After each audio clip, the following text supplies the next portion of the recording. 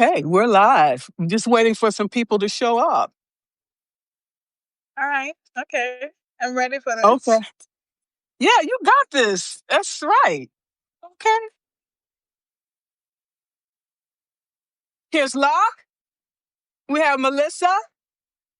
All right. All right. Melissa and Locke in the building. We have. Oh my God. Is that Sarah? Yes, it is in the flesh. Thank you. Welcome. Hi, Sarah. Okay. Yes. Yes. It is in the flesh. Thank you. Welcome. Yeah. All right. We got Ral in the building. Okay. I am so happy today. Woo. Yes. So we're going to wait here a few more minutes.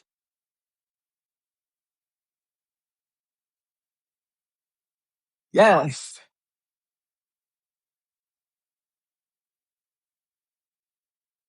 Well, Raul Joseph, okay? So, in the flesh, I have to pinch myself. I can't believe this, okay? This is God working, okay? So, Raul, Definitely please. God working. God, definitely. Absolutely. You better believe it. So, Juliana, thank you. We have Love, BK, I love that. We have Micah Ansel. Okay, we have Saliman Nasir. Nasir. All right. Yes.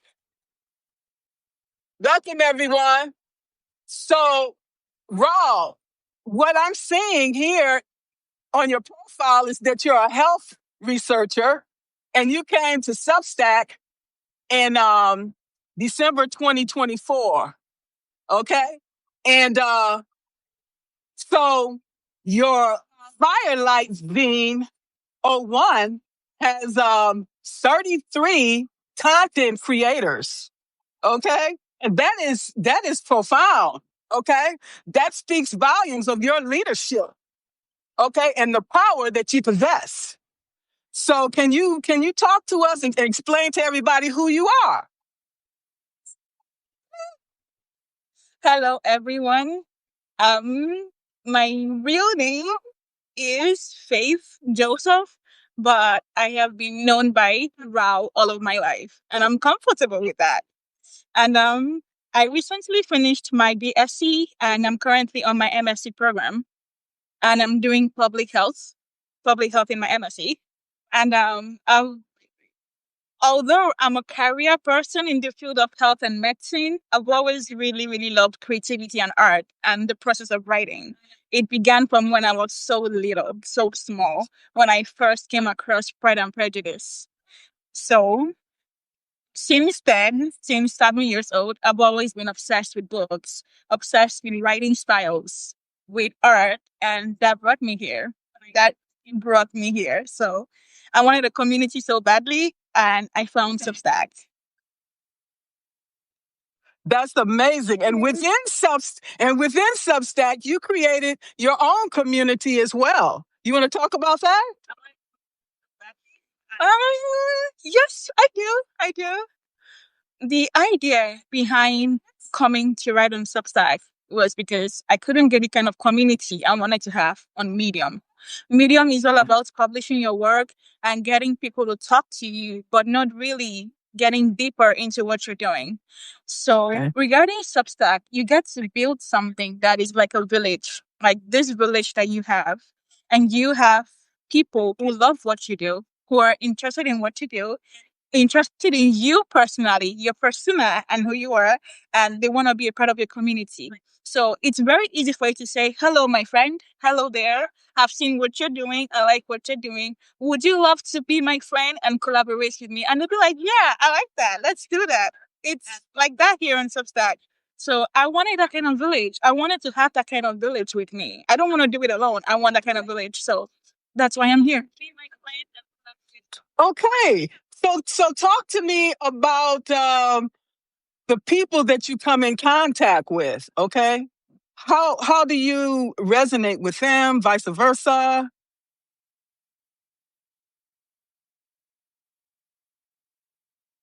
Okay, we're going to wait here peacefully and patiently, and she will return. We all have had unstable signals, including me. It could be me. Okay, it's all good. It's all good. She'll be back, and we will continue. Absolutely. Hello, Netta Faye. Good to see you.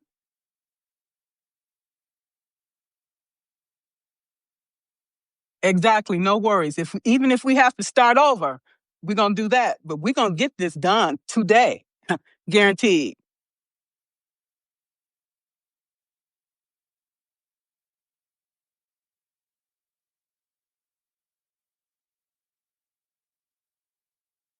Absolutely.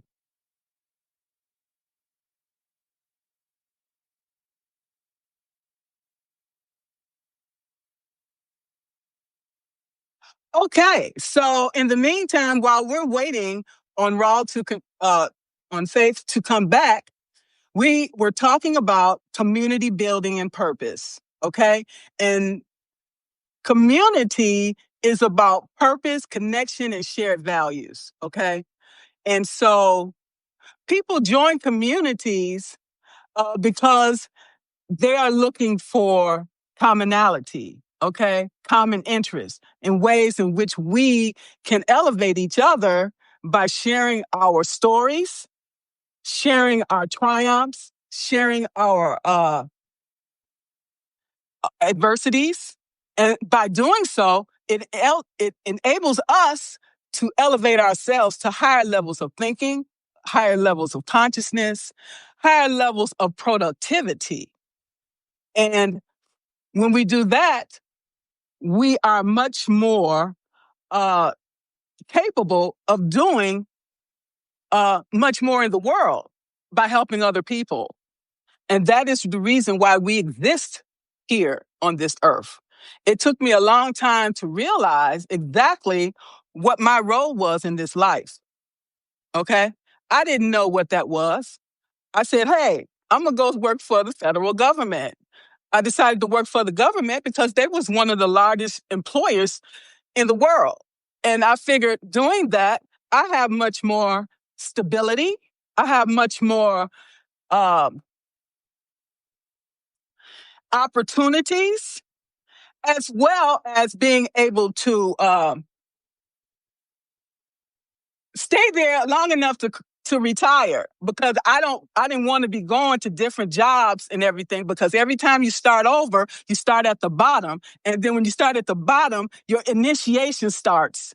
And whether or not you're going to pass the initiation or not is totally up to the organization, because many times they bring you in, give you all of these things to do, but then they set you up to fail.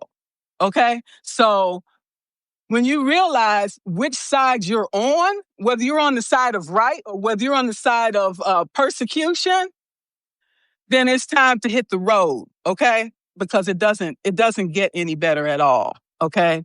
I can tell you that. I've held out long time, okay? And and when you see the handwriting on the wall and when people show you who they are, believe it, okay? It don't get no better. So people just continue to plot and plan your demise. And while they're doing that, I'm plotting and planning my exit and where I'm going to go next. Okay. Working for the federal government, I know people everywhere, all over the world. Okay. All I have to do is make a phone call or an email and say, I'm in distress. Do you have a job for me? Yes. Okay. It might take a couple of months because you got bureaucracy and red tape. Okay. But the fact is, if you don't put yourself out there and if you don't tell people what you need, they don't know. People can't read your mind. Okay. So I try to stay in good relationship with everybody, including my enemies. Okay. But, uh, because they can be useful too. Okay, they slip and tell you things that they didn't even realize. Oh, okay, because I was in Israel. And this one guy, I just really didn't like him. He was really slimy. He was a snake. I knew he was a snake. And I was talking to him one day, and he had let it slip that they were planning on, uh, trying to sabotage me. Okay. And he let it slip. Okay. It's like I said, I like, oh, well, thank you so much. Okay. And so the next day, this supervisor was stupid enough to send me an email with something stupid in it. I took that email and I sent it to the colonel. And I was like, I have to come to Germany and talk to you about this situation. This man gave me evidence. Okay. He gave me evidence that I needed to take him down. Okay. Because he had been harassing me forever. Okay. And that was not my choice, but it was either him or me at that point, and I was not going down. Thank you so much. Thank you so much. Margaret, my apologies. My apologies. Not necessary. Okay. Where were we? We can start over. We can start over. We can start over. You asked a question about my community, my writing. So that's where we were.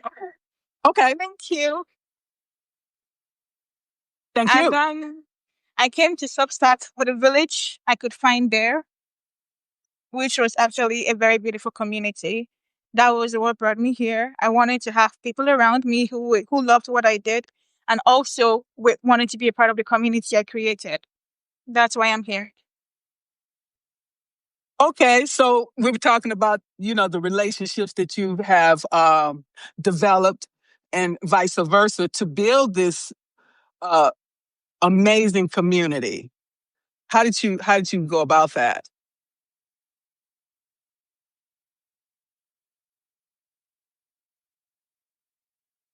I'm sorry. Coming on Substack, I wasn't expecting it to be simple and easy. Okay.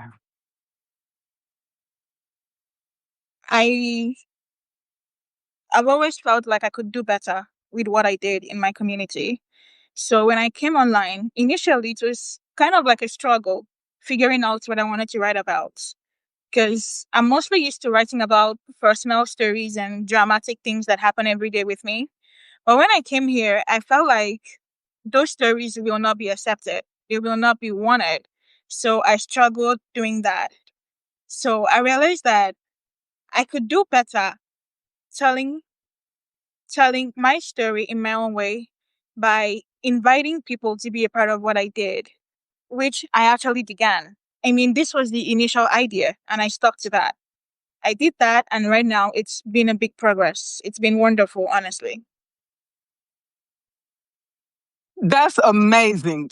That how you use your power and your energy, because sometimes I struggle, honestly, with relationships because I can be very blunt and it can, hurt people's feelings. So I'm just trying to get an idea of how we all can cultivate relationships better and what we do.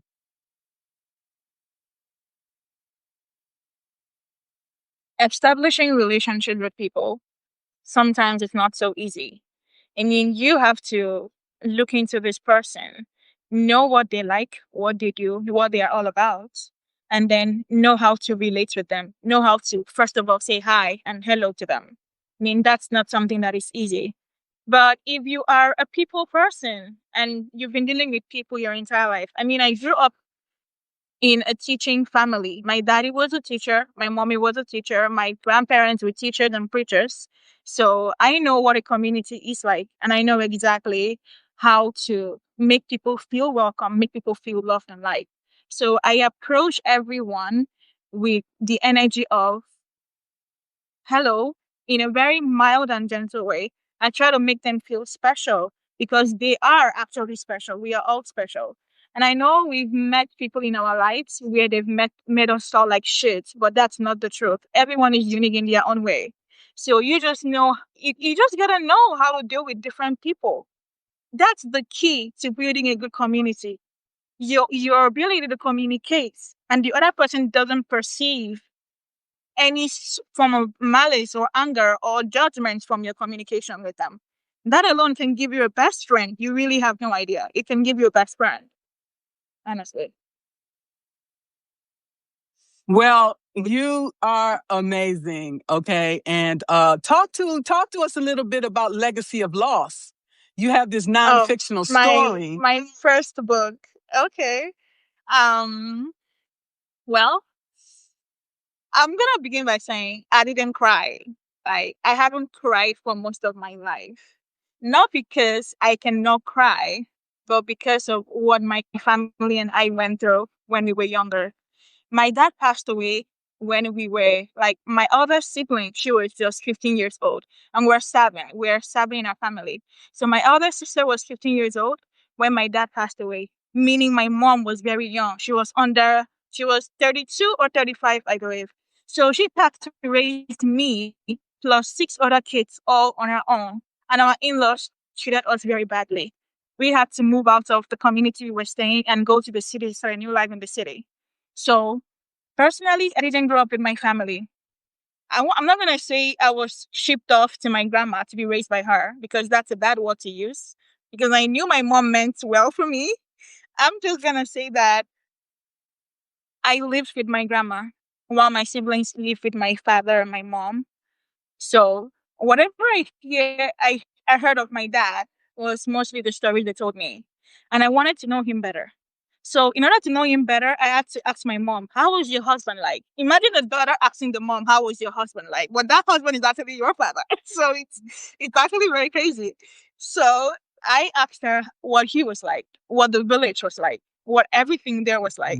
And I also, it was like an interview that I did with my sibling. It was like, how was growing up with him like? I heard he was strict. I heard he was very disciplined. He was this, he was that. And they told me what they could tell me about him. And I took all of that and I developed that story. That was like me finding closure for myself. Legacy of Loss is a story I wrote to try to understand this person who until today is still the key figure in our lives, even when he's long gone. So we still look up to him. We still try to emulate what he did, his life. And I believe that a majority of what I am today is mostly influenced by him, not even my mother, because I look up to him a lot. So Legacy of Loss, you could call it a memoir. You could call the book a memoir. It could be like that. It could be a regular novel. Anyone. It passes as that. So it's a book that introduces you into the traditional African society. I mean, if you've been imagining what Africa is like, what a typical village in Africa is like, then you should read the book because it's gonna show you inside the life of what it's like to grow up here. Just that. You know, that is amazing.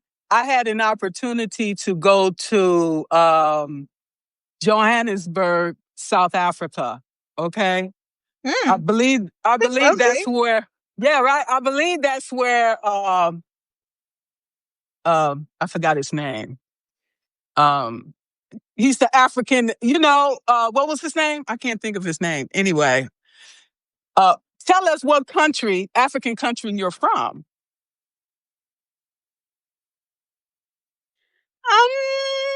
I don't like Okay. mentioning that a lot. That's fine. That's fine. That's fine. No. So, No. I'm gonna say it. I'm actually proud of where I'm from. It's just that it's not a word I mention a lot. Well, I live in Nigeria. I'm very much Nigerian. I live in Nigeria. I grew up in Nigeria and I've been here my entire life. And it's a beautiful place. It's very cultural and traditional. So we love it. beautiful. I love traveling all around the world. Okay. And I had an opportunity while I was in South Africa to go to a safari. And it was the most amazing experience in my life. Okay. Desmond Tutu. Desmond Tutu, we went to his house, and the other guy is, he stayed in jail forever and then he got out. I can't think of his name. Nelson Mandela. Okay. So yeah, that was Nelson Mandela. absolutely. So be able to go to their homes and see the areas and everything, see the kids. It was amazing experience. And Stowe, When you talk about building this community, what other things come to mind? Well, a friend asked me last week, "Are you a short-term player or a long-term player?"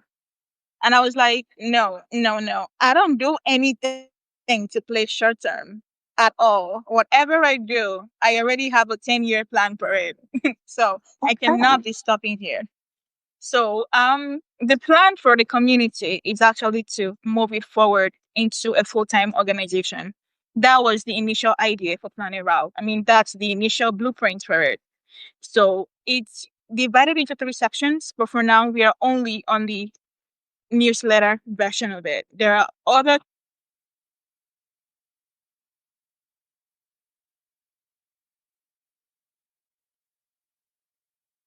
two sections of it that are yet to be explored.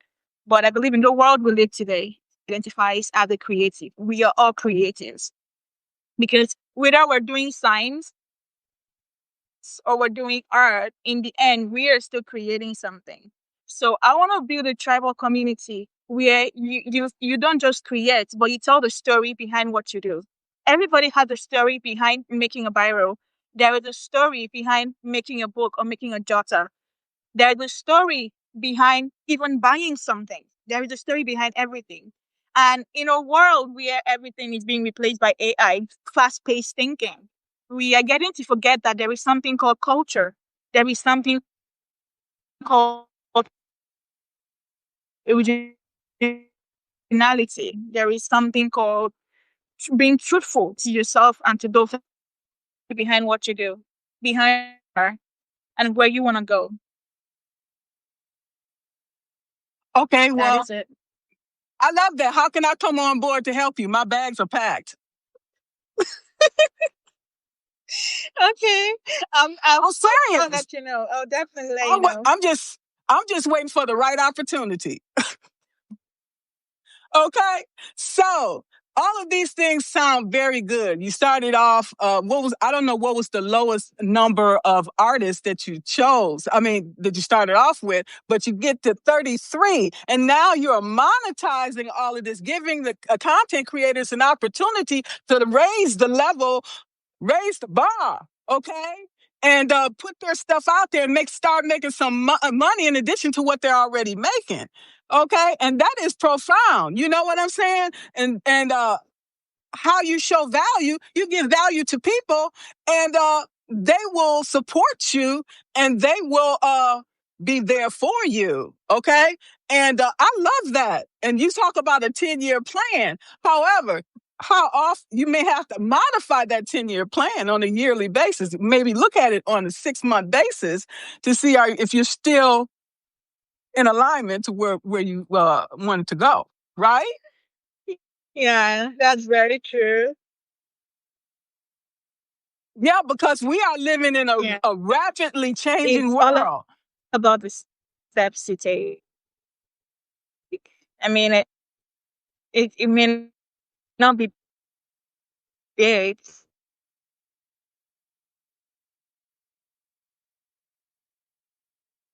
So you just gotta wake up every day and just add a little bit to what you're doing.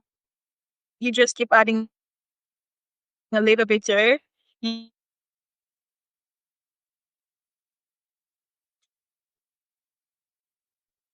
I'm sorry, Rob. We have a bad connection. I apologize. Which was the It is business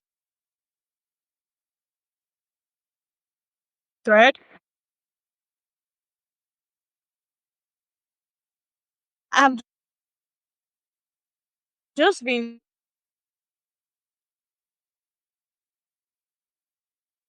doing the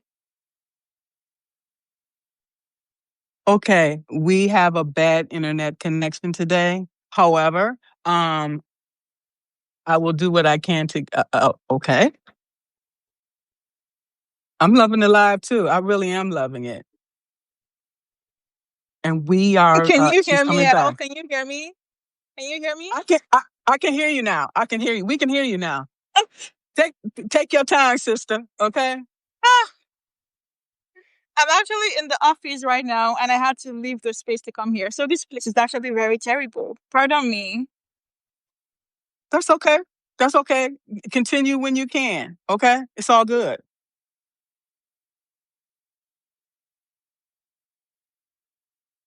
Even if we need to reschedule, nothing's going to stop the show. Okay. Trust and believe.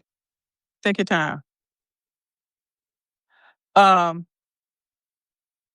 when we think about community, okay, with a clear why, without a purpose, momentum fades. Okay. I And was so saying, go ahead. Yes.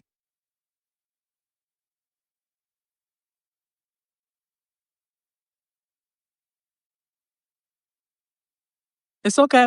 We're here. We're waiting.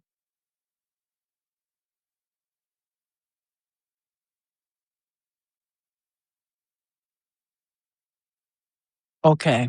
All right. I apologize for this. We will reschedule if and when necessary. I'm going to try to get her back again. Okay, because her message is too important for us not to hear. Okay, I'm sure we can all agree to that.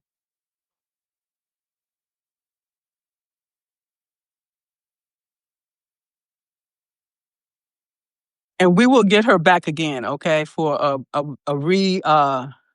redo. Okay, but in the meantime, we'll see if we can get her back, and it's all good. It's all good.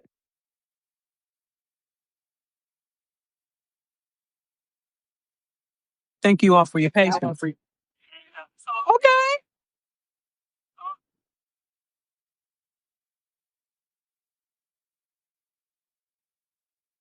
Thank you all for your patience. Okay. Hi, Raul. Can you hear me? I can hear you, Margaret. I can hear you. Okay. We were just waiting on you. You have something important to say, and we want to hear it.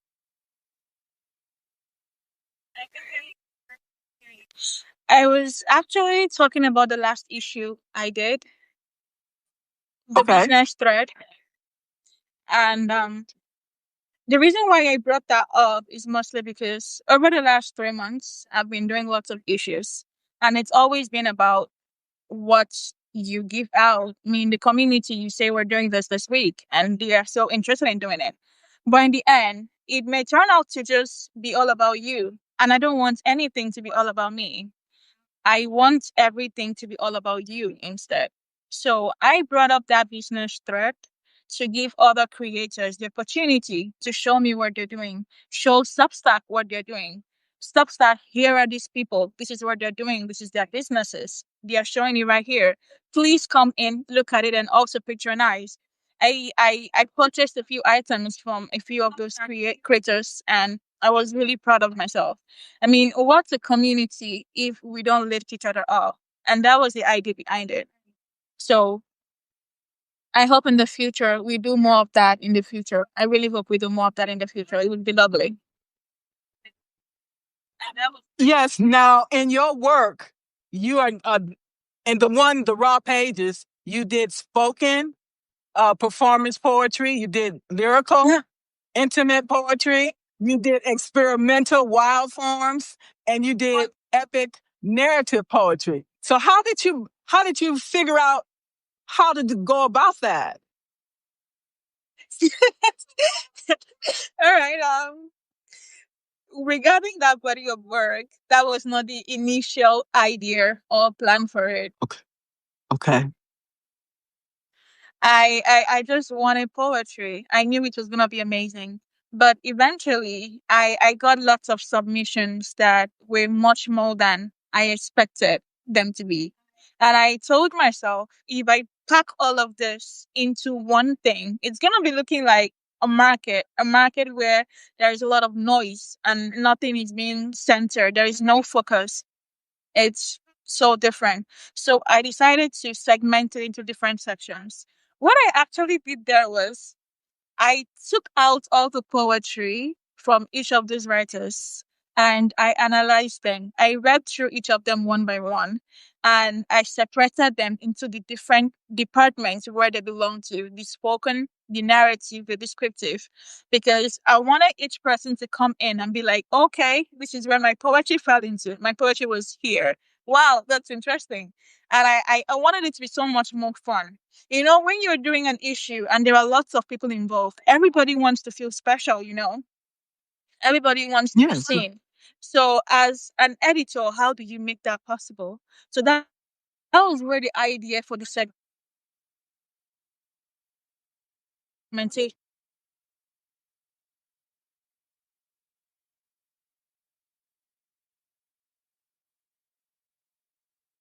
came in.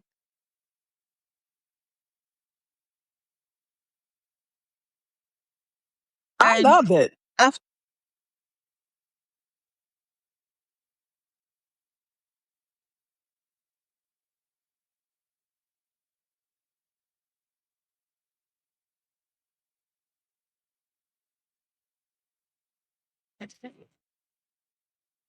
thank you, Sayara. I love how you segmented that. So, how many issues do you put out normally in 1 month? Let's say.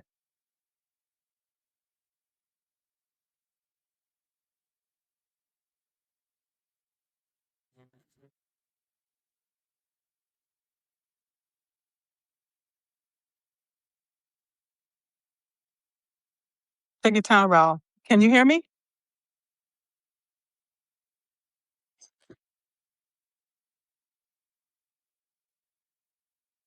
Raul? Okay. We're going to wait here patiently. Um, so, when we build with intention, we build consistency, which also helps to with co-creation, vulnerability, and authenticity builds relationships that last. Um, and active listening is vital because there's times that we think we're hearing something and we're not. We're putting our projections on other people. And instead of doing that, before you go walk away, restate what you think you heard. I think this is what I heard you say. Sometimes you'll find that things can very easily be taken out of context. Okay. So make sure that it's understood before you respond, because sometimes we can end up with egg on our face, and I have done that myself. And but that's okay. Don't beat yourself up, because life is a learning process. It includes a lot of trial and error. Okay, and without taking those steps and making those mistakes, you can't move forward. Okay, so don't look at a mistake as a failure. It's a win, because the next move you will come out much more victorious because of the lesson you learned from that trial. That's all it is. Life is a bunch of trials and errors. Okay. And at the end, when you go meet your maker, I mean, it ain't gonna really make a difference when you're looking over the course of your life. Okay, I made this one mistake. Okay, all right, whatever, sue me.